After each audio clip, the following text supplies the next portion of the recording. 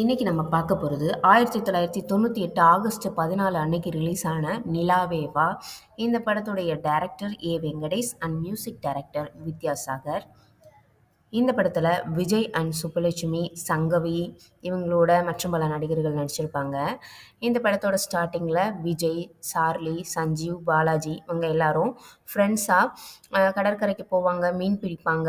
அதுக்கப்புறம் அந்த வர்ற காசில் விற்றுட்டு அவங்க ஜாலியாக என்ஜாய் பண்ணுவாங்க. ஃபேமிலிக்கெலாம் எதுவும் கொடுக்க மாட்டாங்க. அந்த மாதிரி தான் காமிப்பாங்க. ஒரு ஜாலியான பையனாக காமிப்பாங்க ஹீரோவை. அவங்க வீட்டில் ஆனால் எல்லாரும் கஷ்டப்பட்டுட்டு தான் இருப்பாங்க. வினு சக்கரவர்த்தி தான் அவங்களோட அப்பாவாக இருப்பார். ரொம்ப ஃபீல் பண்ணுவார், தன்னோட பையன் இப்படி இருக்கானே, ஊர் சுற்றிக்கிட்டு திரியிறானே அந்த மாதிரி. இதில் இடையில சங்கவி வந்து அந்த பக்கத்து கடற்கரை ஓரமாக கார் ஓட்டிட்டு வந்துட்டுருப்பாங்க. அப்போ இவங்களுக்குள்ள ஒரு சின்ன சண்டை ஒன்று வந்துடும். அதில் வந்து ஃபஸ்ட்டு பிடிக்காமல் இருக்கிறது, அதுக்கப்புறம் எல்லாரும் சேர்ந்து ஃப்ரெண்ட்ஸ் ஆயிடுவாங்க. ஃப்ரெண்ட்ஸ் ஆனதுக்கப்புறம் விஜய் கூட பழகும்போது சங்கவி அவங்களுக்கு விஜய் மேலே லவ் வரும். அப்போது அவங்க ப்ரப்போஸ் பண்ணும்போது விஜய் சொல்லிடுவாங்க, இல்லை லவ் பண்ணுறதா இருந்தால் இனிமேல் என்கிட்ட பேசாத, ஃப்ரெண்ட்ஸாக வேணால் நம்ம கண்டினியூ பண்ணலாம் அப்படின்னு சொல்லிடுவார். அதுக்கு காரணம் என்ன அப்படின்றது சங்கவிக்கு தெரியாது. இந்த மாதிரி போயிட்டுருக்கோம். அப்போது இடையில ரகுவரன் அவங்க வந்து என்ட்ராவாங்க.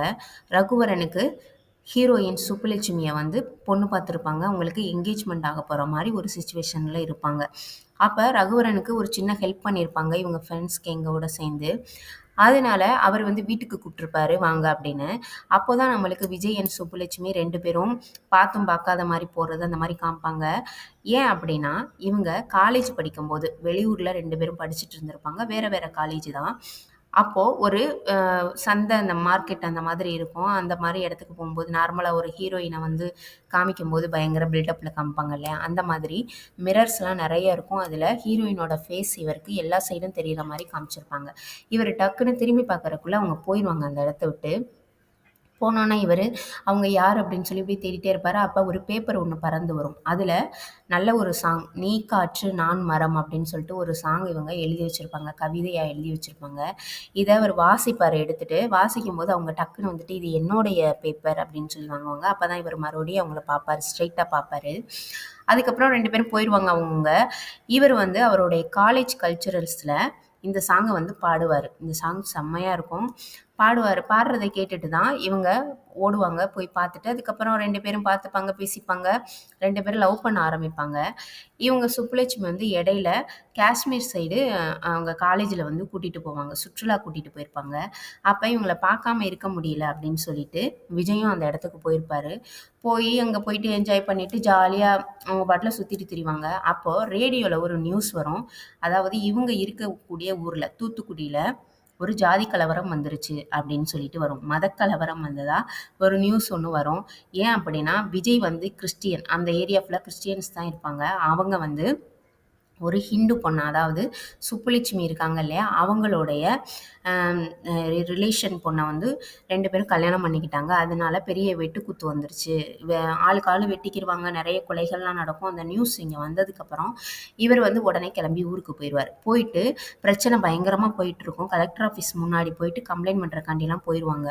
போகும்போது இவர் இடையில போயிட்டு, இனிமேல் இந்த விஷயம் நடக்காமல் நான் பார்த்துக்கிறேன் அப்படின்னு சொல்லிட்டு இவர் வாக்கு கொடுப்பாரு. இனிமேல் கிறிஸ்டியன்ஸ் பையன் பொண்ணு அந்த மாதிரி மாற்றி மாற்றி மதம் மாற்றி இனிமேல் கல்யாணம் பண்ணிக்க மாட்டாங்க, அதுக்கு நான் பொறுப்பு அப்படின்னு சொல்லி கொடுத்துட்டு வந்துடுவார். பட் ஆனால் அந்த ஒரு வாக்கு கொடுத்ததுக்கு அப்புறம் தான் இவர் யோசிப்பார், நம்ம வந்து கிறிஸ்டியன், நம்ம லவ் பண்ணுற பொண்ணு ஹிந்து அப்படின்னு சொல்லிட்டு. இதனாலேயே 2 பேரும் பிரிஞ்சிடலாம் அப்படின்னு சொல்லி முடிவு பண்ணுவாங்க. நம்மனால நம்மளுடைய ஊரில் இனிமேல் மதக்கலவரம் வர வேண்டாம் அந்த மாதிரி. இந்த விஷயம் அது பாட்டில் போயிட்டே இருக்கும். இவங்களுக்கு சுப்புலட்சுமிக்கு வந்து ரகுவரனை பேசியிருப்பாங்க, கல்யாணம் முடிக்கிற ஸ்டேஜுக்கு போயிருப்பாங்க. ஆனால் அவங்களுக்கோ விஜயை விட்டுட்டு அவங்க ரகுவரனை கல்யாணம் பண்ணிக்க பிடிக்காது. அப்போ இந்த விஷயம் வந்து ஊர் மக்களுக்கு தெரிய வரும்போது சண்டை மறுபடியும் வர ஆரம்பிக்கும். அப்போ தான் விஜயோட ஃப்ரெண்ட்ஸ் வந்து சொல்லுவாங்க, அவனுடைய லைஃப்பை கூட அவன் பார்க்காம ஊர் வந்து ஒன்றா இருக்கணும் அப்படின்னு சொல்லிட்டு அவன் தன்னோட லவ் கூட விட்டு கொடுத்தான். ஆனால் நீங்கள் ஏன் இப்படி நடந்துக்கிறீங்க அப்படின்னு கேட்கும்போது தான் அப்போ தான் பெரியவங்க யோசிப்பாங்க, ஆமாம் சின்ன பிள்ளைங்களே இவ்வளோ விட்டு கொடுத்து போகும்போது நம்ம விட்டு கொடுத்து போனா என்ன அப்படின்னு சொல்லிட்டு விஜயை வந்து தேடுவாங்க. பார்த்தா அவரு நம்ம கொடுத்த வாக்கு வந்து மீறக்கூடாது அப்படின்னு சொல்லிட்டு தன்னுடைய ஃப்ரெண்ட்ஸ் கூடவே ஒரு படகை எடுத்துக்கிட்டு தெரியாத ஊருக்கு போயிடலாம் அப்படின்னு சொல்லிட்டு ஃபஸ்ட்டு அவர் மட்டும்தான் கிளம்புவார். ஃப்ரெண்ட்ஸும் நாங்களும் வர்றோம் அப்படின்னு சொல்லிட்டு கிளம்பி போயிடுவாங்க. இவங்க சுப்புலட்சுமி ஊர்க்காரங்க எல்லாரும் வந்துட்டு கடற்கரை ஓரமாக நின்று சிலுவை சிலுவைன்னு சொல்லி கத்திட்டே இருப்பாங்க. ஆனால் அவர் ரொம்ப தூரத்துக்கு போயிடுவார்.